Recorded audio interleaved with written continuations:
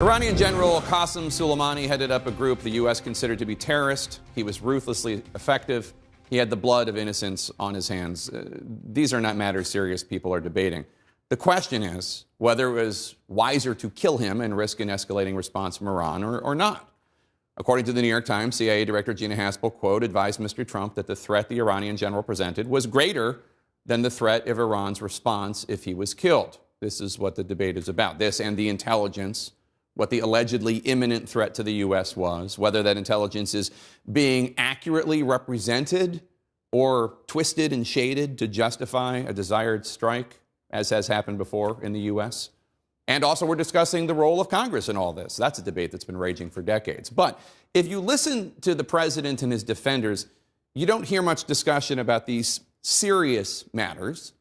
The two main arguments we've heard this week are, one, trust us, such as Senator Lindsey Graham tweeting, do you believe the chairman of the Joint Chiefs of Staff and CIA director are incompetent, lying?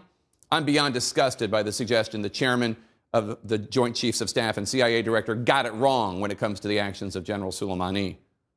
It's almost as if Senator Graham is unaware that previous administrations, from FDR to JFK to LBJ to Nixon to Reagan to Bush to Obama, have gotten it wrong when it comes to matters of intelligence and war and peace.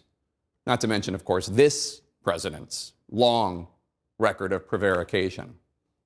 Plus, the way he pushes the government of the United States to use its power and credibility to justify his lies about crowd sizes or hurricane paths or fake crimes by his political opponents.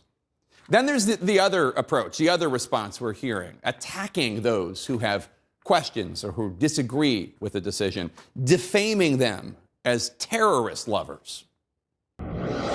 They're in love with terrorists. We see that. They mourn Soleimani more than they mourn our Gold Star families, who are the ones who suffered under Soleimani. The only ones that are mourning the loss of Soleimani are our Democrat leadership and our Democrat presidential candidates. They also support terrorists, apparently, because so many of them think that killing Soleimani was a terrible idea.